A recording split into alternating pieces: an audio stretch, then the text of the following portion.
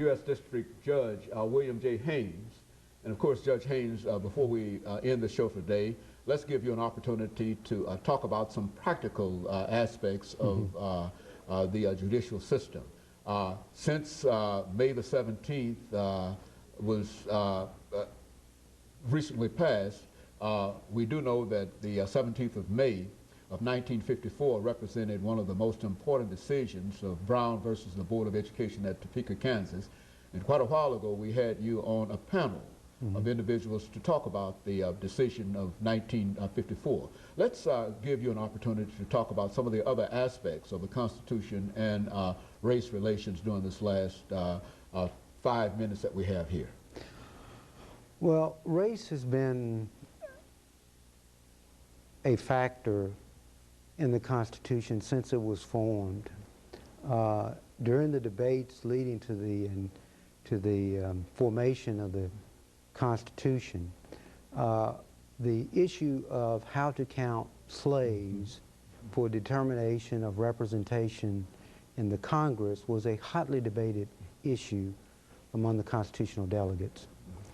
In addition, there were other aspects of the Constitution, for example, on taxing the migration of slaves, of persons that was a part of the constitutional debate. The original constitutional debate also discussed that the Congress would not have the authority to end slavery for another 20 years or more after the Constitution was enacted. And finally, there was a provision in the Constitution that basically said that if a slave escaped to another state, that state would honor the original state's authority over that slave and return it. Of course, there are several stages to the issue of race in the Constitution. The late Leon Higginbotham, who was a judge of the Third Circuit Court of Appeals and in the final years taught at Harvard and was a federal member of the Federal Trade Commission, did a wonderful book on the different stages. That stage I just referred to was among the first. The second stage, significant stage, of course, involved the reformation of the Constitution with the addition of the 13th, 14th, 15th Amendments after the Civil War that were designed to give rights to the slaves who had been freed by the Civil War. The next significant development in terms of the Constitution was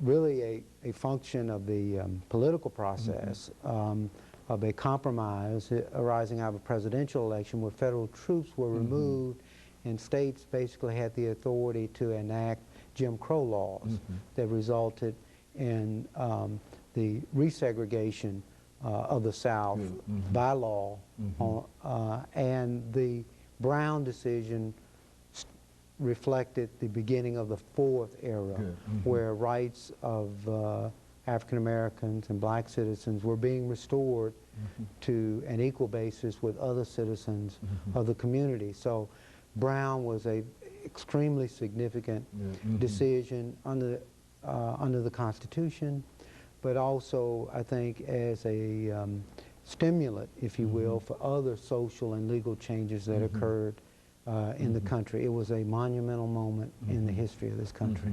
And so you would say that the Brown decision of 1954 probably represents the epitome in terms of what the Constitution has said in reference to race. Would that be a correct statement?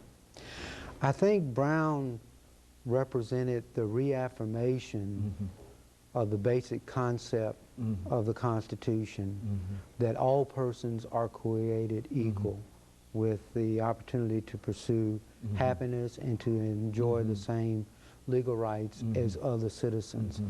And it provided the legal basis to make that principle a reality. Now, and of course, Judge, we've got about 1 minute and 44 seconds, and I wouldn't want to raise this question, give you 1 minute and 44 seconds. But where are we going from here in terms of race in the Constitution? Do you think that the final statement has been made by the court in reference to this? Well, the issue of race has been an ongoing debate in the country at large and also under the Constitution. And I suspect that that debate will go on for a while. And I think, as one Justice of the Supreme Court said, people often ask what's the law. The better question is what are the facts. Once the facts become clear, then the law becomes clear, much like the leaves of the tree turn toward the sun. So as the American society evolves, as the facts change, the law normally reflects the realities of the moment. And to accommodate those changes. Consistent with the principles of the Constitution. Very good. Very good. And of course, Judge, let me thank you for coming by over the last half minute that we have here, for giving us that excellent information, because that's what we were concerned about. We were concerned that there's a misunderstanding of exactly what the federal court system is all about, and judicial appointments and whatever. And we recognize that you represent that status within the court system where when they start looking for individuals and collecting names for those ultimate appointments to the United States Supreme Court, that